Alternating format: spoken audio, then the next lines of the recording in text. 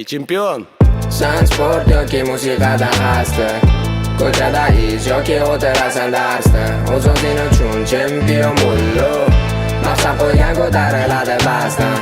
O'quvchilarimiz yuqori IELTS natijalarida qayd etishdan to'xtashmayapti. Bugun ham 4 o'quvchimizga maktablari bo'ylab IELTS kashfiyoklarini tarqatamiz. Qaysi maktab, kimga va qanday rezultatni qayd etilganlarini video davomida bilib olasiz. Videoga like bosing, izoh qoldiring. Biz esa ketdik. Manzilimiz bu Imperial Academy'ning hokimiyat birinchi va u yerda bizni o'quvchimiz kutib turibdilar. Kutib turibdilarmi yo'qmi o'zi? Bilasizlarmi nega kutib turibdi? Agar bilsalaringiz, izohlarda yozib qoldinglar. Biz esa shu haqida aytib ketamiz. Aytgancha biz hozir kelganlarimizdan o'zlari bilmaydilar. Okay. Demak, aytgancha o'zlari ham bilmaydi, to'g'ri? Chunki o'zlari kassir bo'lib ishlaydi. Kashir bo'lib, qanaqa bo'lar ekan? Kashirga pul olish. Kashirga qanaqa bo'lar ekan? Pul berish. Chunki kashbeklarni oson bilmasam qanaqa bo'lar ekan? Chunki kashirlar har doim pul oladilar o'quvchilardan va ketdik. Hozir reaksiyalarni bilamiz. Assalomu alaykum To'rabek. Yaxshimisiz? Okay. O'tirganimga kichkina ko'rinyaptimi deyman, sizlarning ko'zlaringga o'tirganimga kichkina ko'rinyaptimi deyman. Bu cashback sizga. Tabriklaymiz, 7 ball olibsiz. Demak, bu edishimiz вообще необычный, chunki biz hozir Imperial Academy'damiz, chunki IELTS egasi Imperial Academy'da ishlaydilar. Qanaqa qilib ishga kirdingiz? Kashir bo'lib ishlayman Imperial Academy'dan. So'zlarni maslahat bergan uchun CV tashlagan edim Imperial Academy'ning saytiga va hozirda kashir bo'lib ishlab kelmoqdaman.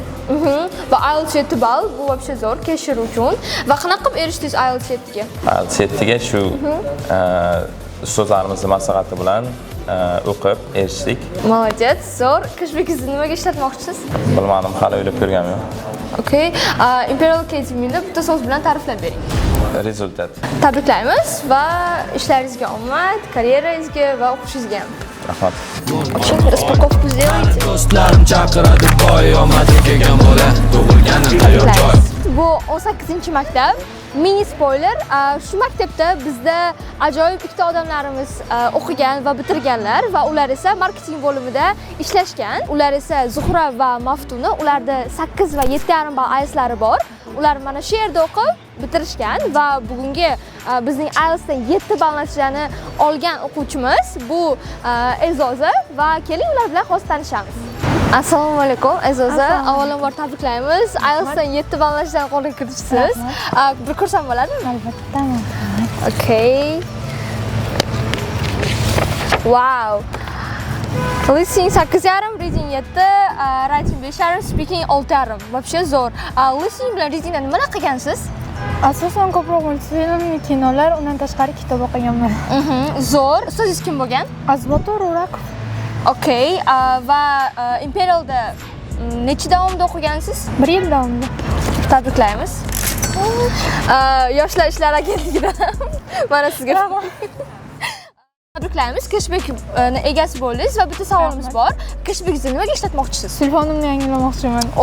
Imperialda o'qimoqchi bo'lganlarga yoki o'zi IELTS olmoqchi bo'lganlarga nima maslahat berasiz? Nima bo'lgan taqdirda ham, qanday qiyinchiliklarga to'g'ri kelsa ham, hech qachon harakat qilishdan to'xtamasdik. To'xtab qolsangiz hech narsa bo'lmaydi. O'zi IELTS nima uchun olgandingiz o'zi? Chet elga ketib, o'sha yerda o'qib o'zimni karyeramni qilish uchun. Sizni tabriklaymiz. Imperialda bitta so'z bilan ta'riflang. Ajoyib va zo'r. Nima uchun Imperial Academy tanlagansiz o'zi? Asosan o'qituvchilar. Zo'r. Va bizning keyingi manzilimiz esa bu 3-ixtisoslashtirilgan maktab va IELTS egasi atigi 14 yoshli o'quvchimiz va ular bizning o'quv markazimizda o'qib va IELTSdan 7 ball natijani qo'lga kiritdilar. Hozir esa ular bilan tanishamiz. Assalomu alaykum. Asadbek, tabriklaymiz. 7 ball natijani olibsiz. 14 yoshda. Bu вообще wow. Ustozingiz kim bo'lgan? Miss Nilufar so'zlar o'qiganman men. Kurslarda 1 yil davomida o'qib 7 natijaga erishdim. IELTS'da kursam bo'ladimi? Listening 8, reading 7, writing 7, speaking 6,5. Wow. Listening bilan reading va writingni nimalar qilgansiz? Men har kuni Nilufar so'z bilan darslardan keyin va darslar davomida praktik qilib, shu natijaga erishdim. Uncha ko'p bo'lmadi demak o'qiganingizga. O'quv markazi avval Gulsar so'zida o'qiganman, pre-internet kurslarida. Va IELTS'ni o'zi nima uchun olgansiz? O'zi IELTS menga unchalik muhim emas, lekin men bilimni tekshirib sinab ko'rish uchun, ertaroqdan va muhitda ko'rish uchun olganman. Va mana bu sizga. Tabriklaymiz. Va mana bu mana bu yerda короче vizualizatsiya keladi Yoshlar ishlari agentligidan ham. Va kashbingizni nimaga ishlatmoqchisiz? Men o'z dasturchilikda ishlayman va men dasturchilikka kerak bo'lgan narsalarni sotib olishga.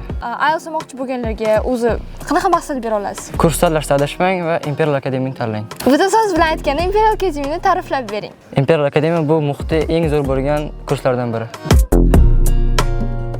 Bu Termiz shahri vokzali. Bu esa yonginasida turgan 15-maktab.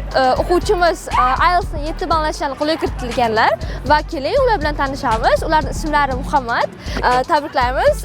7 ballashdan qo'lga kiritsiz. 14 yoshda o'zi 7 ball nega kerak edi? O'zimni sinab ko'rmoqchi bo'ldim birinchi albatta. Okay. Ingliz tilini Imperialda 0 dan boshlaganman. 2 yil bo'ldi. General ustozingiz va IELTS ustozlaringiz kim bo'lgan? Generalda men Farang Saidova dars o'tganlar. IELTS kurslarida men davron aka tahsil olganman. Wow. Listening 8, reading 7, writing 6.5, speaking 6. Wow. Listening bilan readingda nimalar qilgansiz? Okay, o'zi listening zo'r edi. Shuning uchun ko'proq practice qildim. Ko'tarish yo'li practice. Va readingni ko'p practice teacherlar bilan, support teacherlar bilan o'zim qayta analiz qilganman. Mana Muhammad, tabriklaymiz va albatta sizning ikkita kashbagingiz bor. Birinchi kashbagingiz bu Yoshlar ishlari agentligidan, ikkinchi kashbagingiz bu markaz tomonidan, Imperial Academy tomonidan. Tabriklaymiz. Tabriklaymiz. Bitta savolimiz, kashbakda nima uchun ishlatmoqchisiz? Endi yana davron aka kurslariga qaytmoqchiman. Endi 8 olish uchun faqat. Wow. Imperial Academy'da bitta so'z bilan ta'riflab bera olasizmi? Okay. Sifat. Sifat. Yes. Va tengdoshlaringizga qanaqa maslahat bera olasiz? Shu baribir IELTS olish eng birinchi o'rinda. 14 yoshda boshqa narsalarni o'ylamay, qilmay, boshqa narsalar bilan shug'ullanmasdan IELTS olish, to'g'rimi? Da. Va IELTS olmoqchi bo'lganlarga o'zi qanaqa maslahat bera olasiz? Ko'proq practice qilish. Bu eng birinchi va oltin qoida. Вообще zo'r. Imperial Academy'da ko'rishguncha. Rahmat. Biz bu maktabga kelishdan charchamaymiz. Bu 4-marta kelishimiz. Va navbatdagi mehmonimiz bu Shabnam. Ular 16 yoshlarida IELTS 7 ballashdan qo'lga kiritdilar. Keling ular bilan tanishamiz va so'raymiz. Assalomu alaykum. Yaxshimisiz? IELTS'ni ko'rsam bo'ladimi? Ustozingiz kim bo'lgan? IELTS Foundation'da Miss Pulasalning guruhida o'qiganman. So'ngra IELTS Advanced'da Mrs. Farangi Saidova hamda Mr. Azbotirning guruhida o'qiganman. Listening 8.5, reading 7.5, writing 6 va speaking 6.5. Speaking bilan readingda nimalar qilgansiz? Readingda ko'proq kitob o'qiganman inglizcha hamda ustozlarim o'rgatgan metodika bo'yicha reading ustida ishlaganman. IELTS o'zi nega kerak bo'lgan sizga? IELTS menga shaxsiy qiziqishim tufayli kerak bo'lgan. Shuning uchun IELTS olishga qaror qildim. It's called self-improvement. Yes? Okay, congratulations. Bu sizning cashbackingiz. Tabriklaymiz. Mana shunaqa 16 yoshda IELTS 7 egasi bo'lish bu hammaga emas. Savolimiz, cashbackni nimaga ishlatmoqchisiz? Cashbackni men kelajakda bilimlarimga investitsiya qilish uchun ishlatmoqchiman. Imperial Academy'ni bitta so'z bilan ta'riflab bering. Imperial Academy is the best. Quality comes first. Mana do'stlar, vlogimiz ham o'z nihoyasiga yetdi. Agar siz ham mana shunaqa yoshda, shunaqa rezultatlarga ega bo'lishni xohlasangiz, Imperial Academy'ga albatta tashrif buyuring.